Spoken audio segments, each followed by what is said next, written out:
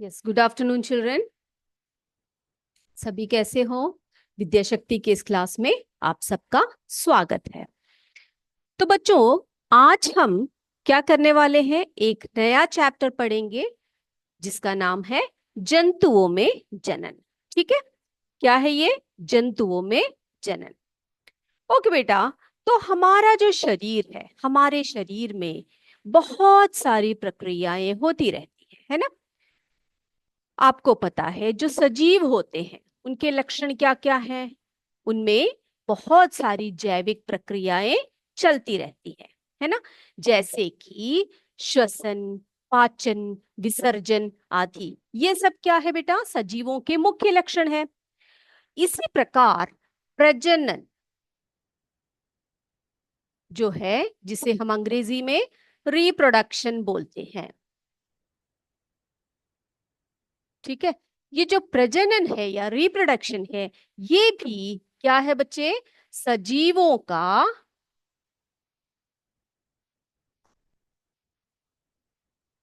एक प्रमुख लक्षण है ना? है कि नहीं? जैसे कि हमारे शरीर में श्वसन होता है, पाचन होता है, अन्य क्रियाएं होती है जैसे विसर्जन सब होता है। तो उसी प्रकार से ये भी जो है, यानी कि प्रजनन जो है, वो सजीवों का एक मुख्य लक्षण है। और क्या है बेटा? ये एक स्वाभाविक क्रिया है। क्या है ये? स्वाभाविक प्रक्रिया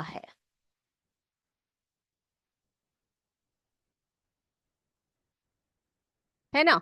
प्रजनन जो है वो एक स्वाभाविक प्रक्रिया है। और ये जो प्रजनन है, प्रजनन क्या होता है बेटा? इसको हम कैसे डिफाइन कर सकते हैं?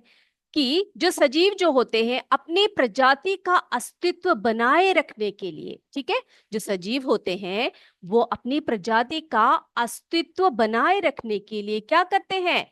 अपने जैसे जीवों की उत्पत्ति करते हैं। ठीक है, जैसे ये मनुष्य है, मनुष्यों का को जन्म देते हैं। गाय है, गायों को जन्म देती है ना? बिल्लियां बिल्लियों को जन्म देती है। तो वो क्या करते हैं बेटा? ये जो है, जो भी सजीव है, वो अपनी क्या करती है? अपनी प्रजाति, अपनी प्रजाति के अस्तित्व को, के अस्तित्व को बनाए रखने,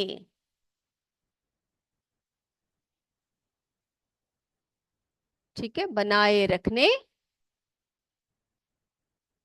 में क्या करते हैं वो लोग? अपने जैसे जीवों की, अपने जैसे जीवों की क्या करते हैं? उत्पत्ति करते हैं।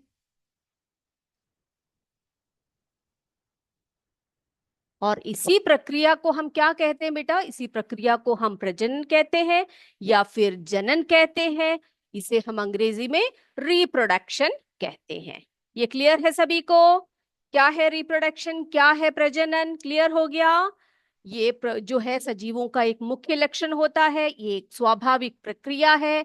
इसमें क्या होता है? सभी जीव अपने अस्तित्व, अपने प्रजाति की अस्तित्व को बनाए रखने के लिए क्या करते हैं? अपने जैसे जीवों की उत्पत्ति करते हैं। ठीक है। अब बेटा, जो जंतुओं में जो जनन होता है ना, वो दो प्रकार के होते हैं या दो विधियों से होती है। ठीक है, तो हम पढ़ते हैं जंतुओं में, जंतुओं में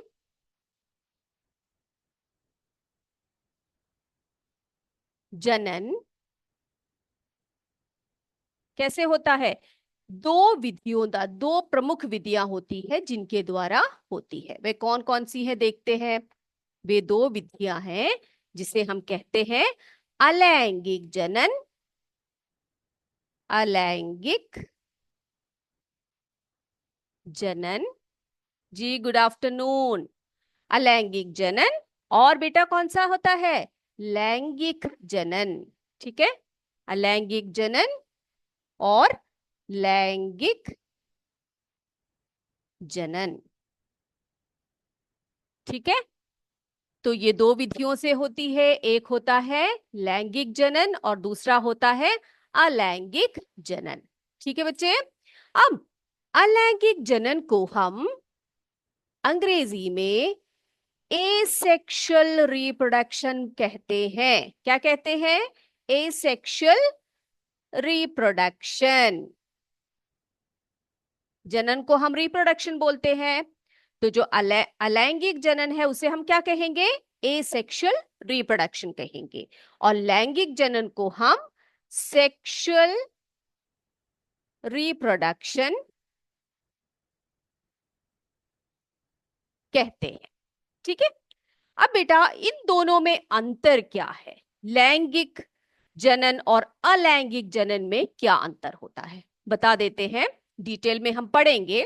ओके, जो अलैंगिक जनन होता है ना बच्चे, आपको पता है एक क्या बोलते हैं, जो जनन होता है उसमें दो, एक नर और मादा की जरूरत पड़ती है ना, ये तो आप सबको पता होगा।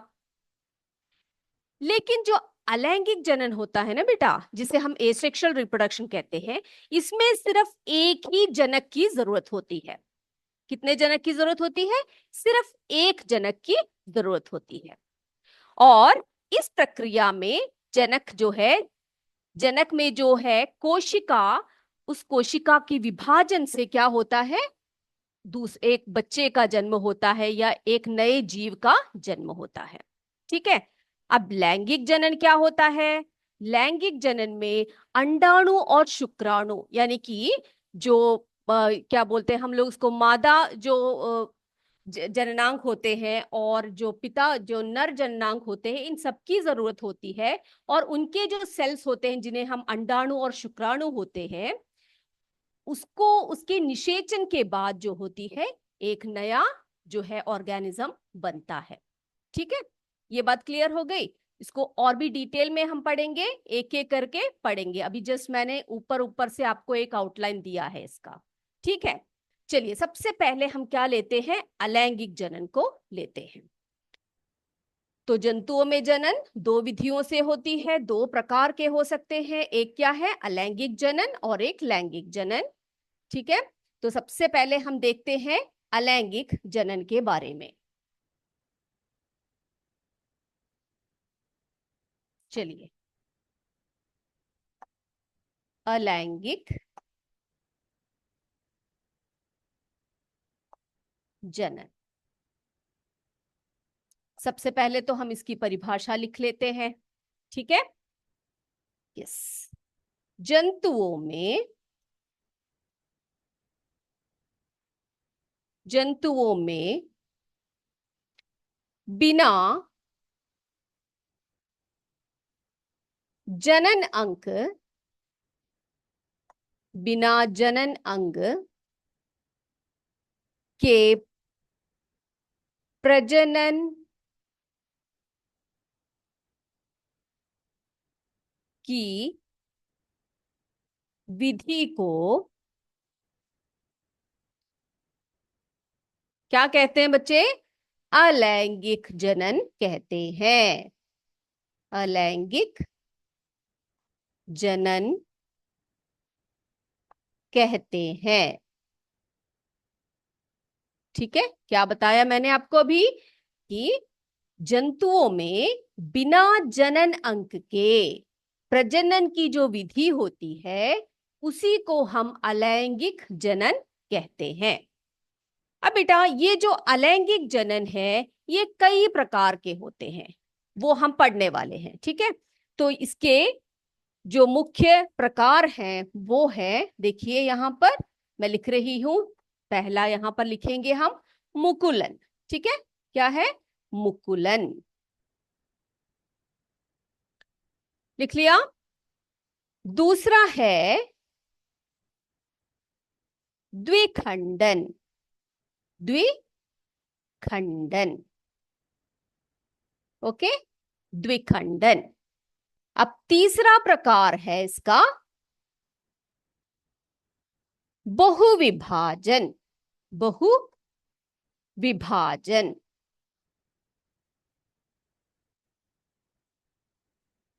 ठीक है, तो अलैंगिक जनन के 3 प्रकार हम पढ़ेंगे आज। क्या क्या है?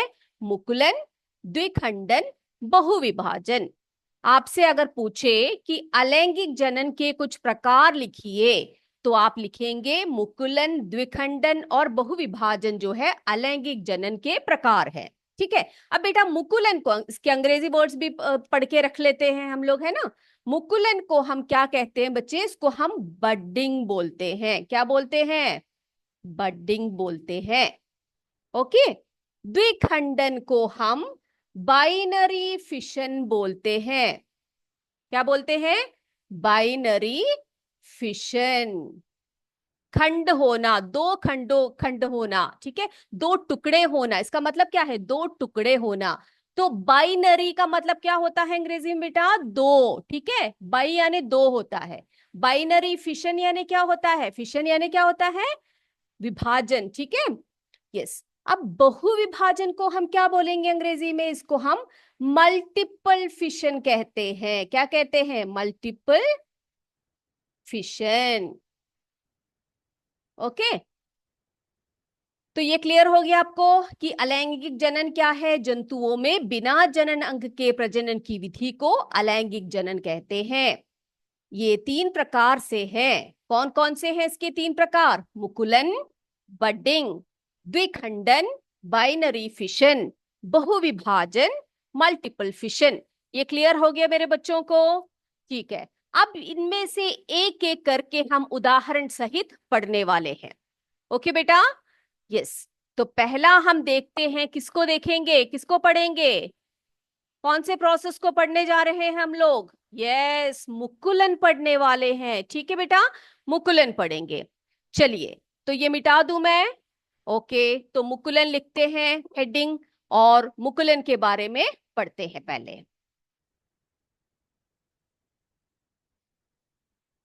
चलिए,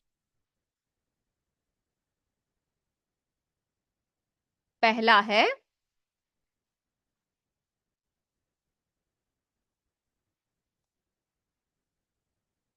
मुकुलन। ठीक है, ओके। तो मुकुलन जो है उसे हम बडिंग कहते हैं। Okay, yes. चलिए, तो ये जो मुकुलन होता है ना, ये इसमें क्या होता है, जैसे कि मैंने आपको बताया, सिर्फ एक जो है जनक की आवश्यकता होती है। इसमें किसी भी जननांग की जरूरत नहीं होती है। तो ऐसी जो विधि होती है वो कई सूक्ष्म जीवों में पाए जाते हैं। ठीक है, जैसे कि हमारे बुक में जो उदाहरण है, वो उदाहरण किसका दिया गया है बेटा? हाइड्रा का दिया गया है। किसका दिया है? हाइड्रा का दिया है। यहाँ पर देखो, मैंने यहाँ पर चार्ट रखा है। ये देखो, चार्ट पेपर रखा हुआ है, देख रहे हो आप लोग यहाँ पर। यहाँ पर आप देख सकते हो, ये जो चित्र मैंने बनाए हैं, इसमें आप देखो कि ये एक हाइड्रा का चित्र है। ठीक है, हाइड्रा का चित्र बनाया हुआ है। अब बेटा, ये जो हाइड्रा है ना, ये जनक हाइड्रा है। कौन है ये? जनक हाइड्रा है। तो सिर्फ एक ही हाइड्रा, ठीक है, एक ही हाइड्रा, ये कैसे एक नए हाइड्रा को जन्म देता है, ये हम लोग देखने वाले हैं। कैसे ये एक जनक हाइड्रा अपने एक नए छोटे से हाइड्रा को कैसे जन्म देता है, चलिए देखते हैं।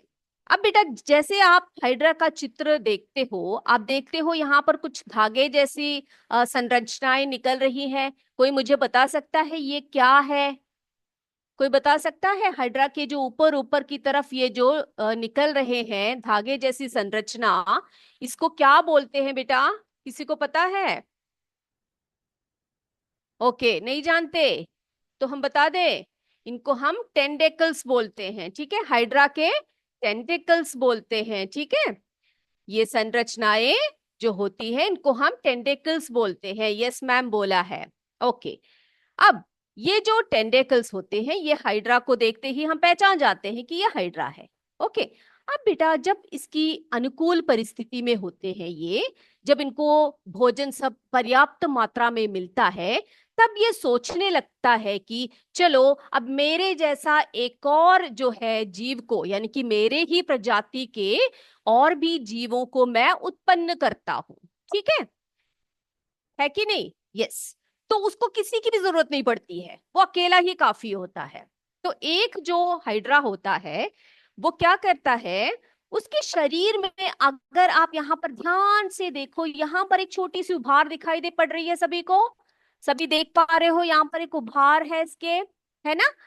ओके। अब ये जो उभार है इसको हम मुकुल कहते हैं। क्या कहते हैं बेटा? इसको मुकुल कहते हैं। ठीक है। तो हाइड्रा का जो शरीर में एक छोटी सी उभार आती है उसको हम मुकुल कहते हैं। अब देखो दूसरा जो चित्र है, ये दूसरा हाइड्रा नहीं है, ये सेम वही हाइड्रा है। ठीक है। अब थोड़े दिनों बाद क्या देखोगे, थोड़ी देर बाद क्या देखोगे कि ये जो हाइड्रा है इसका जो मुकुल है, ये मुकुल थोड़ा सा बड़ा हो गया है। देखा आपने? देख रहे हो? ओके। अब ये जो है ये मुकुल थोड़ा सा बड़ा हो गया। अब तीसरे चित्र में देखो, यहाँ पर ये थोड़ा सा और बड़ा हो गया, और इसके जनक की तरह ही इस छोटे जो यहाँ पर देख रहे हो जो मुकुल है, इसके ऊपर भी क्या आ गए हैं? टेंटिकल्स आ गए हैं, है ना? अब कुछ दिन बाद क्या होता है, या कुछ समय बाद क्या होता है कि ये जो मुकुल है, ये जो मुकुल आपको दिखाई, अब ये मुकुल नहीं रहा, अब ये क्या हो चुका है? एक नया हाइड्रा है ये। ठीक है। अब ये क्या करेगा? अपनी माँ के साथ चिपका नहीं रहेगा, ये क्या करेगा? अपनी माँ से, या जो जनक है उससे अलग हो जाएगा। ठीक है। अलग हो गया तो ये क्या बन गया? एक नया हाइड्रा बन गया। अब फिर वो बड़ा होगा, फिर इसी प्रकार से वो मुकुलन करेगा, और अपने जैसे और भी बहुत सारे हाइड्राओं को बनाएगा वो। ये बात क्लियर हो गई सभी को? हाइड्रा में मुकुलन होता है। इस तरह से ये अपनी प्रजाति को जो है, उसके जो जो प्रजाति है उसको आगे बढ़ाते हैं। क्लियर? तो इसमें सिर्फ एक ही पेरेंट की जरूरत पड़ती है, नर मादा इन सब की जरूरत नहीं पड़ती। सिर्फ एक ही जनक होने से उस जनक के शरीर में मुकुल बनता है, और वो मुकुल बड़ा होता है, और वो अपने जनक से अलग हो जाता है और एक नया हाइड्रा का रूप ले लेता है। इतनी बातें क्लियर हो गई मेरे बच्चों को? बेटा, तो ये एक प्रकार का जो मुकुलन है वो एक प्रकार का क्या है? अलैंगिक जनन है। ठीक है। तो हमने मुकुलन किसमें देखा बेटा? हाइड्रा में। हाइड्रा में हमने मुकुलन देखा, जिसमें कि एक ही जनक, उसके ऊपर मुकुल होता है, वो मुकुल बड़ा होकर फिर क्या होता है? वो एक नया हाइड्रा का रूप ले लेता है। अब बेटा सिर्फ हाइड्रा में ही नहीं, ये जो मुकुलन होता है, देखो बेटा, खमीर जानते हो आप लोग? खमीर, जिसे हम ईस्ट बोलते हैं, जानते हो खमीर? यस, हम पढ़ चुके हैं ना।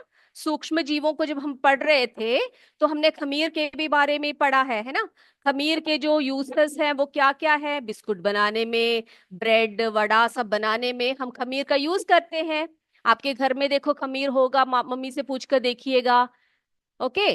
तो जो खमीर है ना, खमीर में भी वो क्या करते हैं? अपनी प्रजाति का जो प्रजनन होता है उनका, वो भी मुकुलन से ही होता है। ठीक है। तो उसको हम दिखाते हैं आपको, एक सिमुलेशन है हमारे पास, उससे हम समझते हैं कि खमीर में जो है मुकुलन कैसे होता है, उसका मुकुल जो है वो कैसे दिखता है। देखना चाहेंगे आप लोग? ओके, चलिए। चलिए बेटा, इसके लिए हम एक क्या करते हैं, एक गतिविधि करते हैं। देखिए सभी स्क्रीन के ऊपर। ओके, क्या देख रहे हो आप यहाँ पर बेटा? यहाँ पर क्या रखा हुआ है? एक सूक्ष्मदर्शी रखा है ना? देखा सबने? तो हमें खमीर सबको देखना है, सूक्ष्म जीवों को देखना है, तो हमें किसकी जरूरत पड़ती है? सूक्ष्मदर्शी की जरूरत पड़ती है कि नहीं? ओके। अब फिर क्या है हमारे पास? यहाँ पर एक बीकर है, बीकर में पानी रखा हुआ है। ओके। यहाँ पर देखो चीनी है, ये ईस्ट है या खमीर है। ठीक है। और यहाँ पर एक स्पून देख रहे हो आप लोग? स्पून देखा? ओके। यहाँ पर एक ड्रॉपर रखा है, यहाँ पर एक ग्लास स्लाइड रखा है, और ये कवर स्लिप है, और ये इस पानी को हिलाने के लिए एक स्ट्रॉ भी रखा गया है। हम शुरू करें हमारे एक्सपेरिमेंट को। चलिए देखते हैं। सबसे पहले हम क्या करेंगे, इस स्पून को ऐसे उठाएंगे, इसमें से हम ईस्ट को इस तरह से लेंगे, और जो बीकर है जिसमें पानी रखा है इसके अंदर इसको डाल देंगे। डाल दिया? ओके। अब फिर से हम स्पून को निकालेंगे, लेंगे, और यहाँ पर शुगर रखा है, शुगर यानी कि चीनी, ठीक है। इस चीनी को भी हम लेंगे, और इसे भी हम कहाँ डालेंगे, इस पानी के अंदर डाल देंगे। अब हमने चीनी क्यों मिलाया बेटा ईस्ट में? ईस्ट को जो है हमने पानी में डाला, साथ में चीनी भी डाली हमने। क्यों डाला हमने, ये आप बताना मुझे, ठीक है, मुझे बताना। आपसे मुझे जवाब चाहिए, इसका आंसर चाहिए, मैं नहीं बताऊंगी। अब मैंने ये पूछा कि हम ये घोल क्यों बना रहे हैं, चीनी और ईस्ट का घोल क्यों बना रहे हैं। अब हम क्या करेंगे, स्ट्रॉ लेंगे और इसको अच्छी तरह से हिला देंगे। हिला दिया? ओके बेटा, चलिए, ये अच्छी तरह से मिल गया है इसमें। ओके, अब स्ट्रॉ को हमने हटा दिया। हमने क्या कर दिया, अब इसको 15 मिनट हम ऐसे ही इसको रखेंगे, ठीक है।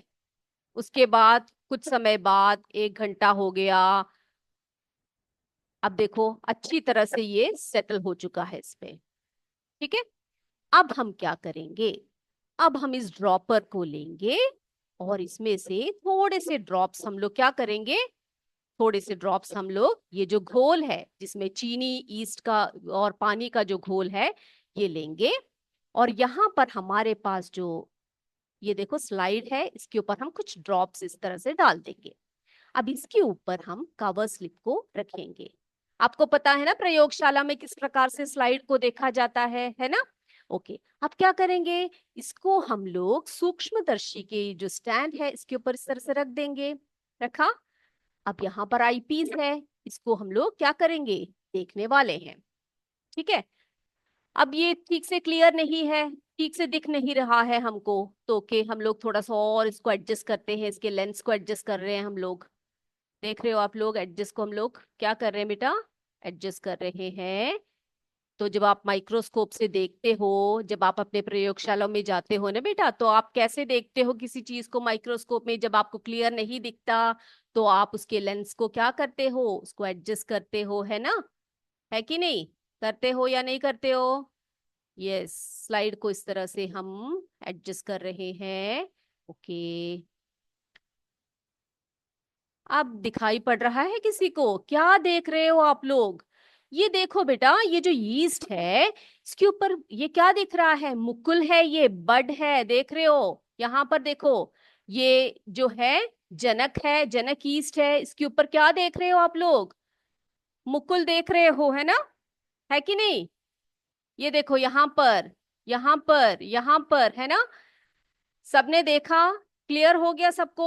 तो बेटा जो खमीर होती है उसमें भी जो प्रजनन होती है, अलैंगिक जो जनन होता है, वो किस प्रकार से होता है, बताइए, किस प्रकार से होता है। यस, वो भी जो है मुकुलन द्वारा ही होता है। ये क्लियर हो गया सभी बच्चों को। तो हमने आज क्या देखा, हाइड्रा और खमीर में अलैंगिक प्रजनन होता है, और उसका नाम क्या बताया मैंने आपको, मुकुलन। क्लियर? ओके, चलिए। अब अगला जो है, अगला हमने क्या पढ़ा था बेटा, अगला हमारा है दूसरा जो प्रकार बताया था मैंने आपको, वो है द्विखंडन, है ना। तो चलिए अगले की तरफ चलते हैं, द्विखंडन। दूसरा अलैंगिक जनन की जो विधि है उसे हम यहां पर लिखेंगे द्विखंडन।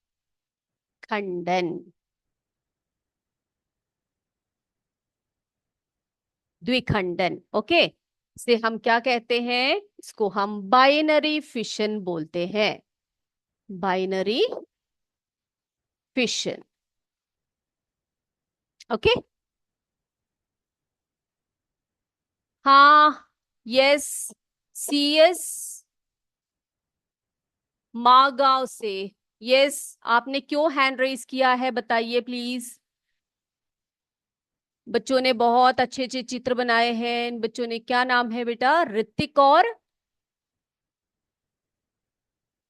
क्या नाम है इस बच्चे का? एक मिनट में देख कर बताऊंगी। रौनक मिश्रा, राइट? यस, बहुत अच्छा चित्र बनाया है। हाइड्रा का जो मुकुलन चित्र है, बच्चों ने बहुत प्यारा बनाया है। ठीक है, यूपीएस सागर से। ओके, चलिए। अब दूसरा है द्विखंडन। बेटा ये जो द्विखंडन होता है ना, ये अमीबा में हम देखते हैं। किसमें देखते हैं? अमीबा में। तो अमीबा में जो अलैंगिक प्रजनन होता है वो द्विखंडन द्वारा होता है। किसके द्वारा होता है? द्विखंडन द्वारा होता है, या हम कहते हैं इसको बाइनरी फिशन द्वारा होता है। अब यहां पर देखो, ये जो है, ये क्या बना रखा है मैंने? सभी देखो, अमीबा का चित्र है। ये जनक अमीबा है। ओके। अब जो अमीबा होती है, उसकी जो आकृति होती है वो अनियमित होती है ना? इरेगुलर शेप होता है, उसकी कोई पर्टिकुलर शेप नहीं होती। हम लोग पढ़ चुके हैं ना इस चीज को, कि अनियमित आकृति के होते हैं जो अमीबा होते हैं। तो यहां पर आप देखो बेटा, एक जो है, क्या है? एक जनक अमीबा है। यहां पर क्या है? बीचों बीच क्या दिख रहा है आपको? यहां पर एक केंद्रक दिखाई पड़ रहा है। देखा सबने? यस, केंद्रक देखा। तो अमीबा एक कोशिक सूक्ष्म जीव है ना? आपको पता है। और इसके मध्य में एक केंद्रक होता है। अब जिस प्रकार से हमने हाइड्रा की बात की, जब अनुकूल परिस्थिति आती है, जब इसे भरपूर भोजन सब मिलता है, तब ये सोचता है कि मैं भी अपने जैसे बहुतों का क्या करूं? बहुतों को जन्म दूं, ठीक है, ताकि मेरी प्रजाति जो है वो बनी रहे। ओके। तो अमीबा क्या करती है? अमीबा का जो केंद्रक होता है ना बेटा, ये परिपक्व हो जाता है।